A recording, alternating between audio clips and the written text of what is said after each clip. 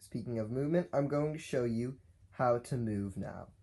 So, first thing we're going to do is we're going to look at the units card.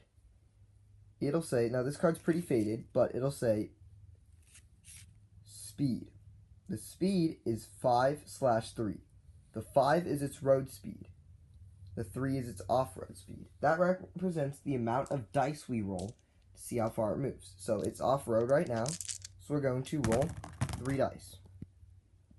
We rolled 13, so he can move up to 13 inches, subtracting 1 inch for each hedge, parts of hills, trenches that he has to cross, etc. Movement modifiers are all included in the rules. However, if instead of being off-road, he was on-road, we would roll 2 extra dice, we would roll 5 dice, and he would instead move 25 inches. So you can see that being on a road is more advantageous, but there's never cover on a road. So that's something you want to think about. That is the exact, very basics of movement. All units have specific movement that they must do, and that's all included in the rules. So I moved the 38T up, and now the 38T wants to shoot at the incoming A13.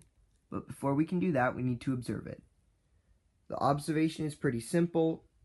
What you do is you take the number of observers, so a tank counts as 2 observers, and you multiply that by the target. So a tank counts as 2 targets.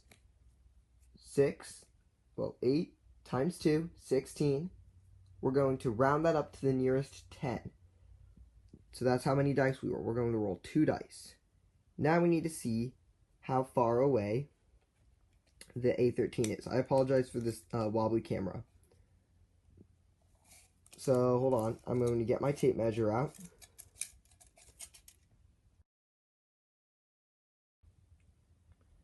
Alright, I finally got my tape measure out. And now we're going to measure how many inches it is from the A13 to the 38T. We're looking back, it is 15 inches. So, if it was under 10 inches, 10 inches or under, that's 1 segment. 11 to 20 inches, 2 segments. 21 to 30 inches, 3 segments, etc. Segments are the amount that we need to roll on the dice. And if we do certain things, it's minus segments. So, for example, hold on, actually, let me reference the observation card real quick.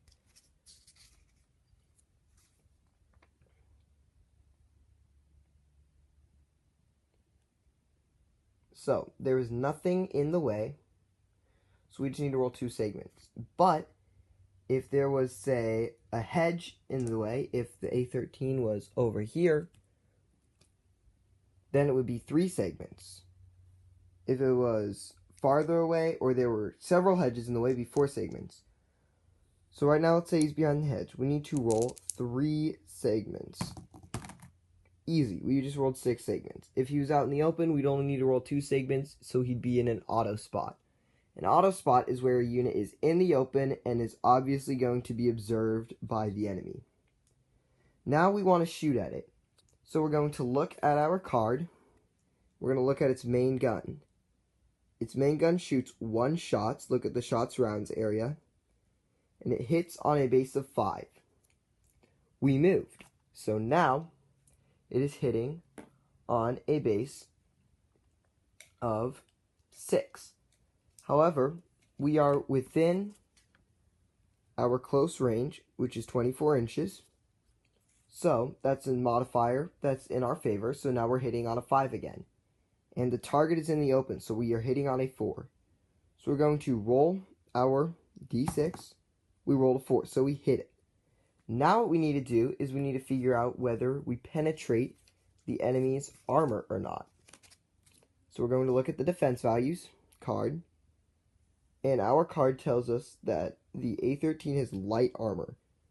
We're hitting it on its front.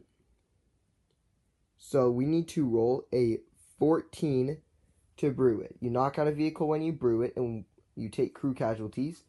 When you damage it, then you simply roll to see whether it's immobilized or not. So we're going to look at our gun. Our gun has a value of 11 plus at close range. Now we're going to roll a d10, and we need to roll enough to penetrate its armor. Rerolled a 4. 11 plus 4 equals 15. Light armor, so we brewed it. So now we're going to roll crew casualties. This is a d6 minus 2. Minus 2. D6 minus 2. So we roll 2. So no crew casualties, but we still knocked out the tank. That's basic anti-armor shooting. Now let's